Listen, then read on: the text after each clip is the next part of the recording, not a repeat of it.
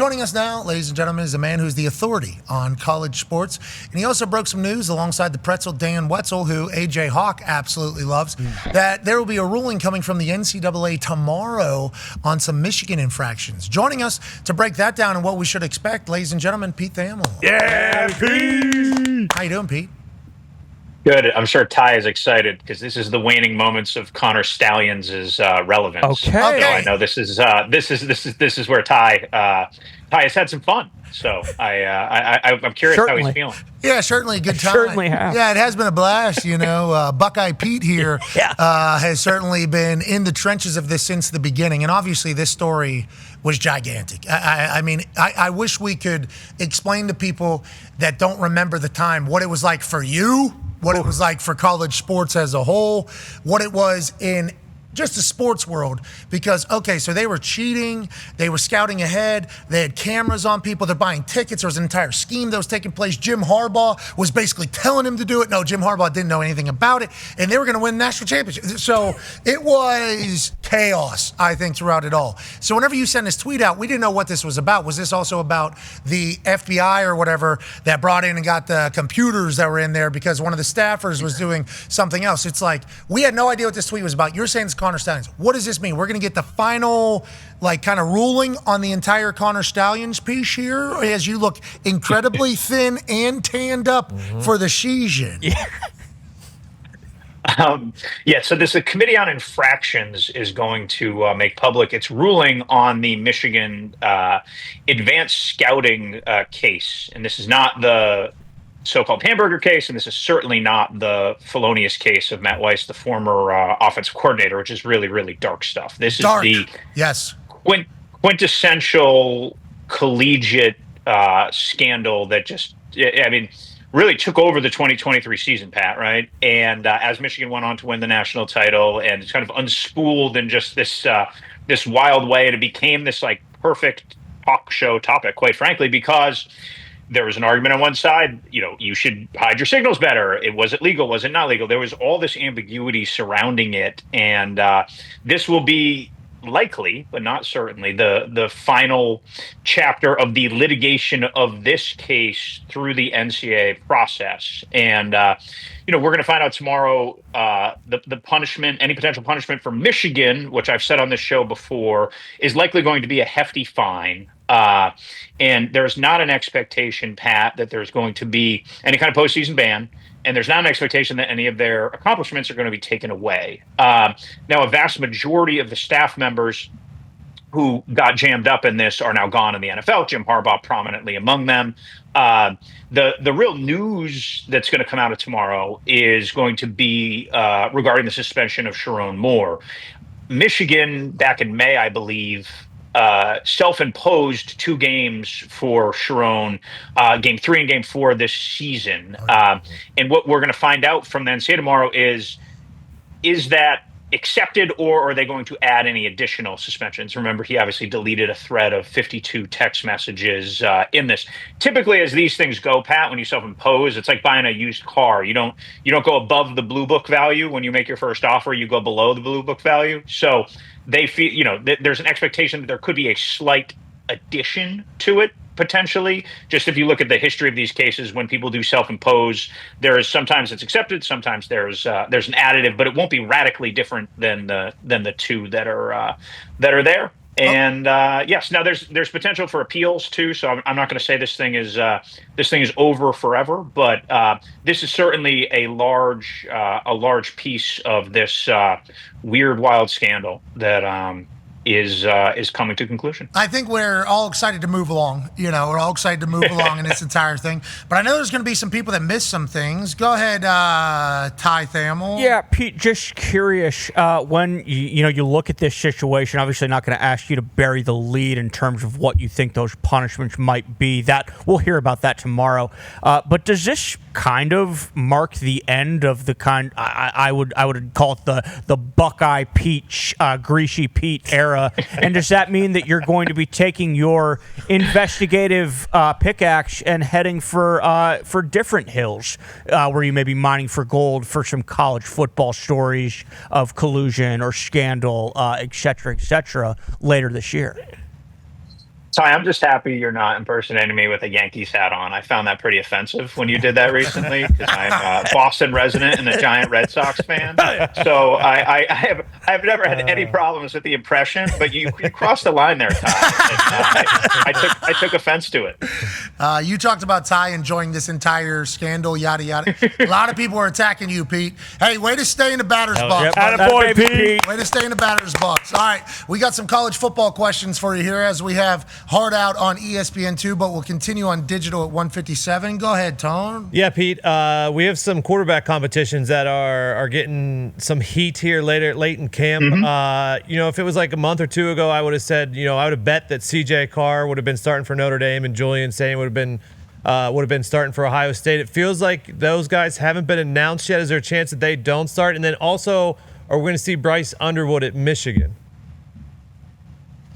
So we'll start with Underwood because you just said him last. I think that's the general expectation is that we will see Bryce Underwood at Michigan. Game one, snap one, I'm not sure, but I think as the way things have unfolded there in this camp, I think the expectation he's building towards being the starter for this for this season. Really, for as much focus as has been on Arch Manning and how the hopes of Texas are pinned on him, I don't know if there's a quarterback in the country who has as much of the team on his back. Certainly, there's no true freshman quarterback in the country who is going to have as much on him as Bryce Underwood. It's going to be fascinating to watch. As for Notre Dame, my understanding is that race is fairly even, and it's an interesting one to see when and if they declare it because the skill sets of C.J. Carr and Kenny Minchey tone are very different. Minchey does really fit more of what Mike Denbrock has done with running quarterbacks. We saw what they did with Riley Leonard last year. Obviously, you saw what he did with Jaden Daniels a couple seasons ago at LSU. You can even go back to Cincinnati. He was the OC when Des Ridder kind of rose to prominence there. He's used to having more of a dual threat guy. C.J. Carr is more of a traditional drop back. So a decision from Notre Dame kind of comes with a philosophical decision. If it is Carr, could we see Minchey in a package that utilizes his legs? So I think that race is very close, and it wouldn't surprise me if it goes either way. In Columbus, I think we'll know in the near future which way they go. It's an interesting race. There's been a few of those at Ohio State in recent years. There's, I think, a little bit of pressure tone to kind of pick a guy because, you open with Texas, right? If you remember, the last two national champions, both Michigan and Ohio State, opened with 3 games where they were prohibitive favorites in.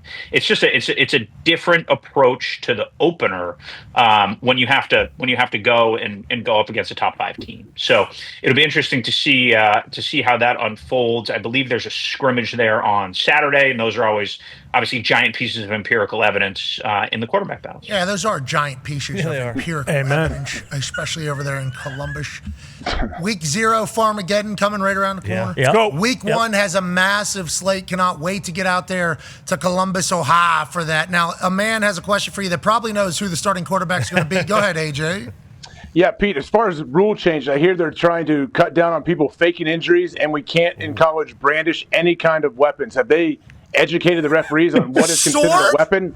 I mean, that's what I'm saying. Like, there's a million different things you can use as a weapon. Hammer. Can you explain? About ninja stars. Yeah. I'm excited that the faking injuries is going to end because it's just annoying as a consumer and viewer who is unbiased. It's just it's sort of tedious and obvious and against the spirit of the game. Childish. So Yeah, I'll probably just leave the answer there, AJ. It is shite. What about the weapons thing? Because brandishing weapons. Now we can't brandish a weapon. That's great. Imaginary. Now we understand when the guy.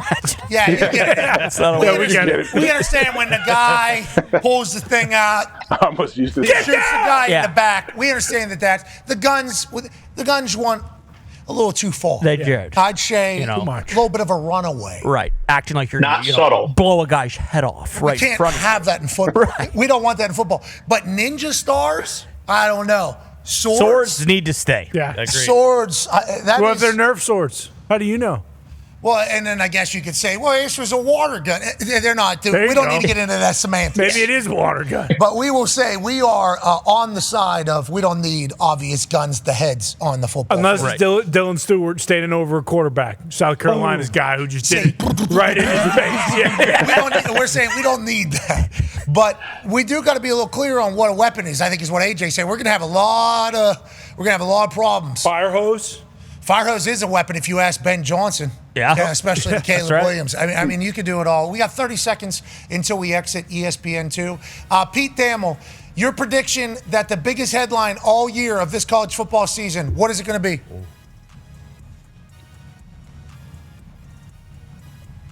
I don't understand.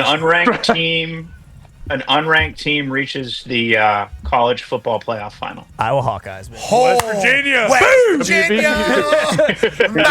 I just gave a lot of hope to your whole staff. Yeah, you did. That is great news. We'll continue. Goodbye. Okay, so now we're digital. Yep. People are still watching. I didn't know if you couldn't hear me. Your brain was broken, but you were just trying to really think of one. You were actually trying to think of one right there. Watching you create a great headline, by the way. Yeah. The reaction from everybody on that headline was brilliant.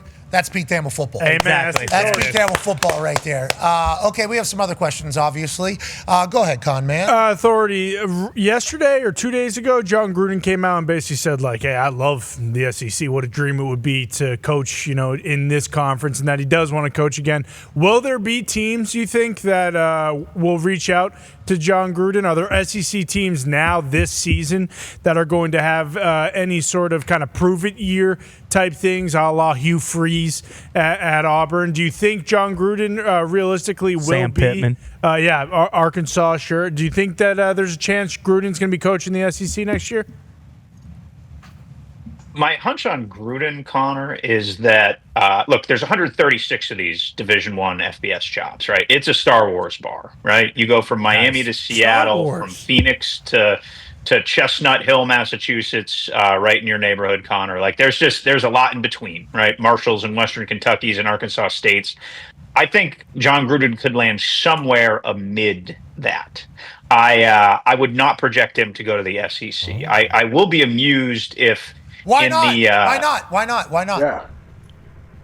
I think there's just better college coaches available than Jon Gruden. Jon Gruden is certainly an excellent football coach. Peter! But Whoa. Pete, Authority! you think that? Honestly, why do you think that? Jon Gruden! This is Jon Gruden we're talking about. He's coached GM. I don't believe he's ever coached in college. He has coached the NFL. Okay, so He's do we got a think Bill Super Bowl. Belichick's going to be able to figure it out maybe now that it's professional football at the college level? I'm certainly not going to doubt Bill Belichick. I just think that the university hiring process for Jon Gruden, who's amid ongoing litigation, could add some complexities to that. That's a reason. Yeah, true. I understand it. But I think that one's going to end with Jon Gruden maybe being able to take a little lower salary from these places. Yeah. Don't you worry about it. I got some league money that'll go ahead and do that. I'll be excited to see what that is because you get Jon Gruden in a room, any room. He's taking over the room. Mm-hmm. So if he gets an interview, I don't think Jon Gruden leaves the building deciding whether or not he's taking the job. I think he's the one deciding whether or not he's taking the job if he gets in a building. Just personally, as somebody that has watched a lot of clips of Jon Gruden, he walks into a room, he's winning the whole room over, especially if it's a football room. Like, I think that is just how it's going to be. That'll be fascinating to see. Because Bill Belichick wasn't going to college. No, correct. And then, like, North Carolina's. How is it going down there? What have you learned? Are we going to be there? Yeah. I think we're going to be there. I think they announced it, Pat. I don't know if your show is going to be there. I think you're going to be there. Yeah, I'm going to be there. Yeah, we're on Monday. Our show's on. It's Labor Day. Yeah, it's Labor Day. It's Labor Day. That's right. So I don't think we are on, but I believe we're doing a full kickoff show for their entire. We are on that Monday. Yeah. Okay. Yeah. So North Carolina has 70 new players, Pat. So I could not earnestly tell you what they're going to be like. I have no earthly idea. And I just say that there's just so many new bodies there. I would project that Gio Lopez from South Alabama is their starting quarterback. He's a little runaround guy who's very productive at South Alabama.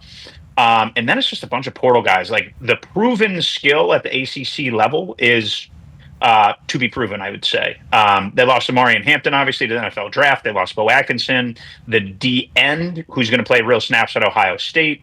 And then, obviously, they lost Amari Campbell, the linebacker, who projects as a giant contributor at Penn State. So the two best players at North Carolina left after spring. And so, again, there's a trust of Bill Belichick in the evaluation process, roster building process, coaching process. I was reminded of this the other day by someone that so much of college football, much like the NFL, is not losing the game as opposed to winning the game. And I think there's a lot of faith in Bill Belichick, like keeping it in the margins, getting it to deep water, figuring out a way to win the game. If you look at their schedule, it's fairly manageable as things go. I believe they're a 3-point underdog to TCU in the opener. Yeah. Some of your guys would know that off the top of their head. Yes. Yes. Okay. Sitting there now. Yeah. And look, like, it's one of the beauties of opening weekend in college football. There's just so much roster change and so much overhaul. It's unbelievably difficult to predict that. So I have general good feeling about Bill Belichick in North Carolina, but I'd be naive to be too bullish because of just the myriad unknowns. You want this, you got that. No way, watch them walk right past you. Run fast while you have the chance.